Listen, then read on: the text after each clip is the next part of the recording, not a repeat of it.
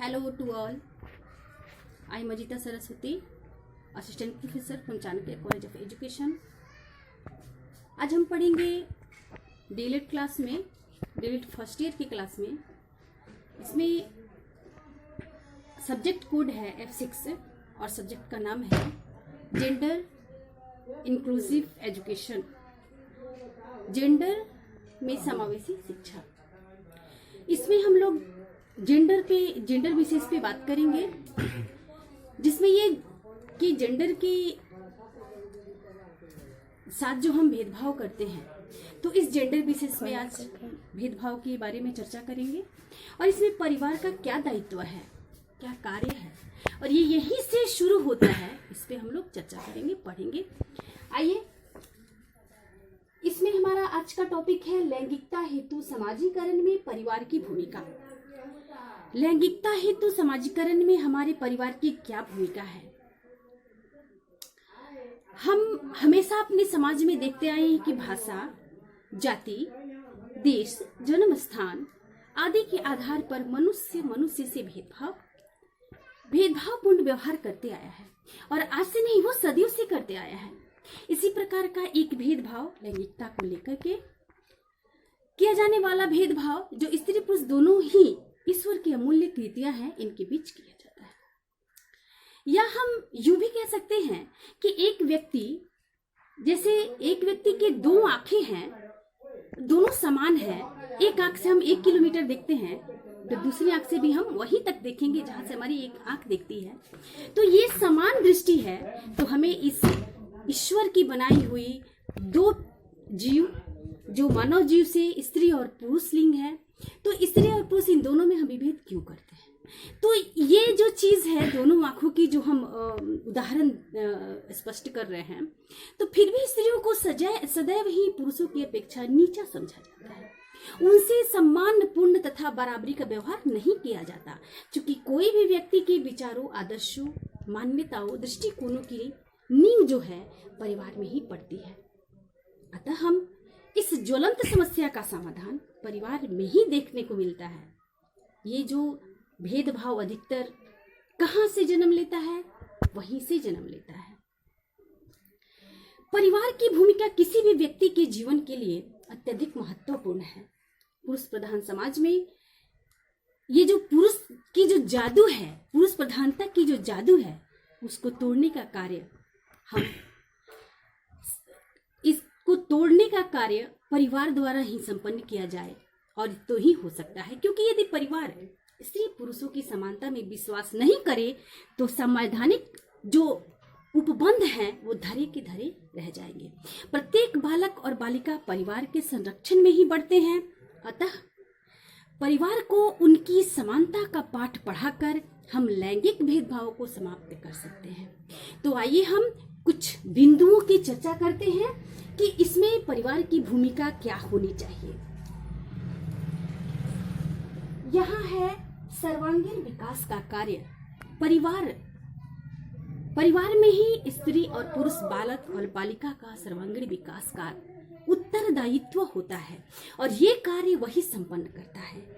लड़की को यदि पढ़ाना है तो भी वो परिवार का ही उत्तरदायित्व है. उसी का इच्छा है कि वो पढ़े जितना मेरा पुत्र पढ़े. तो ये अगर सोच रखे तो उसका ही कार्य है कि वो अपनी बेटी को भी बेटा के बराबरी पढ़ाए. समानता का व्यवहार. परिवार में यदि पुरुष और स्त्री का व्यवहार बराबर है, एक दूसरे का दर्जा बराबर है, दोनों ही एक दूसरे को सम्मान देते हैं, तो उस परिवार में रौनकता रहती है. उस परिवार में प्यार होता है, उस परिवार में एकता होती है. और जब समानता का व्यवहार आता है तो हर तरह से उनका सर्वांगीण विकास हो जाता है. तो ये दायित्व परिवार का है. तो परिवार के द्वारा ही हम फिर यहाँ पे जो है समान व्यवहार करेंगे, तो हमारा कार्य स्पष्ट होगा, परिवार का दायित्व स्पष्ट होगा. ये उसकी भूमिका है. अगला है समान शिक्षा की व्यवस्था. परिवार समान शिक्षा की व्यवस्था करे. अगर अन्य हम परिवारों में देखते हैं कहीं कहीं ऐसे देखने को भी मिलता है कि लड़का अगर इंजीनियरिंग करता है तो खुशी की बात है, वही काम अगर लड़की करना चाहती है तो हमारी आर्थिक स्थिति भी कमजोर है, या हम ये सोचते हैं कि ये तुम्हारी बस की बात नहीं है, तो उसे वहां पे ड्रॉप किया जाता है, रोका जाता है। तो ये कार्य भूमिका जो है परिवार से ही आता है। अगर इसको परिवार सुधारता है तो हमारी लड़की भी इंजीनियर होगी।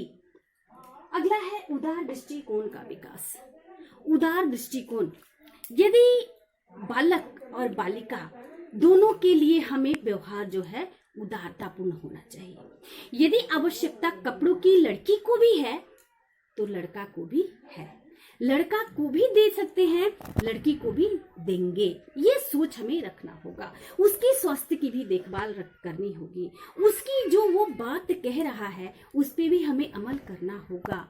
इसलिए वो परिवार की भूमिका है कि ये दायित्व भी हम समझे, ये कार्य भी हम संपूर्ण करें।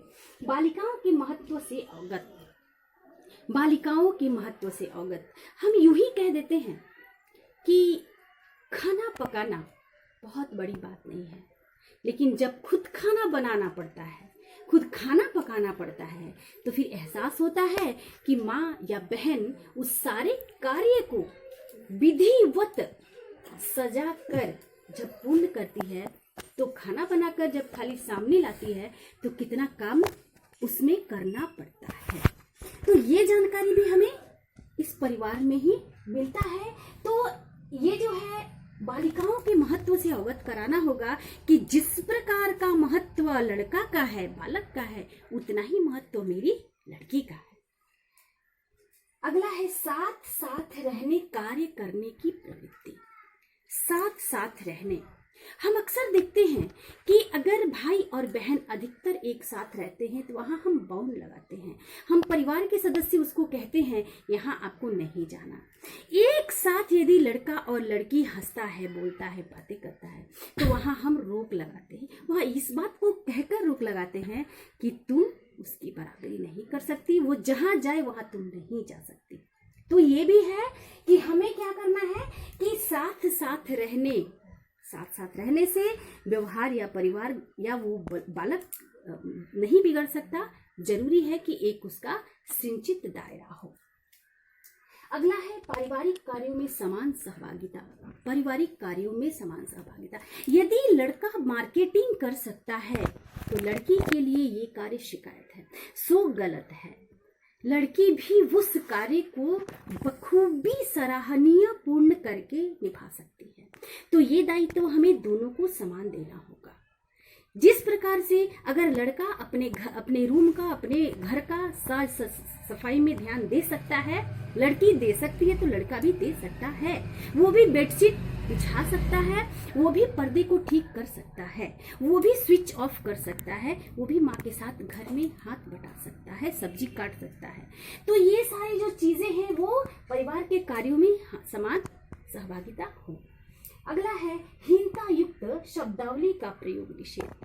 हीनतापूर्ण, जैसे दो भाई बहन हंस रहे हैं तो वहां हम ये बाउंड लगाते हैं, बहुत ज्यादा हंस रही हो, और ये चीज हम अपने बालक को नहीं कहते, अपने पुत्र को नहीं कहते। क्यों नहीं कहते? क्योंकि वो हंस सकता है, इसका वो उसे स्वतंत्रता है।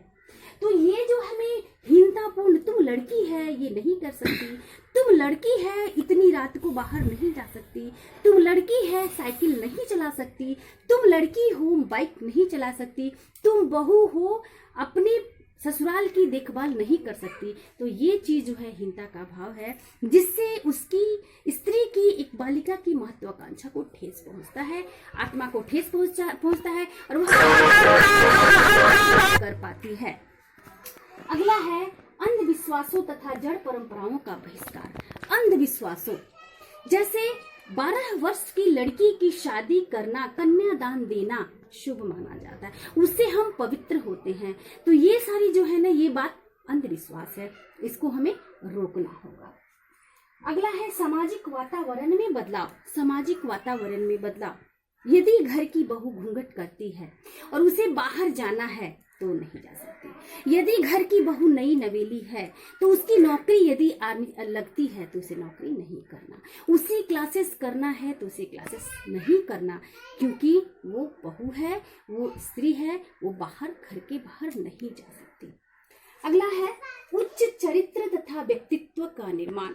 उच्च चरित्र, चरित्र सिर्फ उच्च महिला की ही देखी जाती है, उसकी चरित्र सचरित्र हो, उसके लक्षण मांगलिक हो, तो ये सारी चीजें सिर्फ एक स्त्री में ही देखी जाती है, एक पुरुष में नहीं। विवाह आदि कार्यों में अक्सर हम लड़कियों के गुणों का बखान करना चाहते हैं, लेकिन वही लड़का यदि शराबी है, लड़का यदि किसी अन्य गलत संस्कार से विहीन है, फिर भी उस लड़के की लोग कोई हीनता नहीं करते। वहां सिर्फ और सिर्फ महिला की ही, लड़की की ही वहां पे बातों को जो है ना वो सामने लाया जाता है। तो इस तरह से उसकी व्यक्तित्व का निर्माण नहीं हो सकता। तो परिवार का दायित्व है, उसकी भूमिका है कि यदि लड़का में भी अगर अवगुण है तो उसे भी खत्म करने की कोशिश किया जाए, उसे भी संस्कारवान चरित्रवान बनाया जाए। अगला है व्यवसायिक कुशलता की शिक्षा। व्यवसायिक कुशलता, हम अपनी लड़की को भी वही ज्ञान दें जिससे वो व्यवसाय कर सके, दुकान चला सके, किसी तरह से भी कोई भी व्यवसाय करके अपने जीविकोपार्जन को निभा सके, या ज्यादा पढ़ी लिखी है ट्यूशन कर सके, स्कूल जा सके, बच्चों को पढ़ा सके, इंजीनियर बन सके, डॉक्टर बन सके, कुछ भी अपने व्यवसाय को वो कर सके और अपने जीवन यापन को सही तरीके से जी सके। अगला है जिम्मेदारियों का अभेदपूर्ण वितरण। जिम्मेदारियों का अभेदपूर्ण वितरण, यदि हमारे यहाँ मेहमान आता है तो हम अपनी बेटी को पानी लाने को कहते हैं, अपनी बेटी को चाय बनाने को कहते हैं, चाहे वो बेटी पढ़ाई क्यों नहीं कर रही हो। उस टाइम हमें सिर्फ अपनी बेटी अनीता, सुनीता, गीता, कोई भी नाम की वही दिखती है, लेकिन क्या हम अपने पुत्र को कहते हैं? नहीं। तो ये जो है अभेदपूर्ण जो है कार्य वो नहीं करना है। हमें हमारे परिवार की भूमिका है। यदि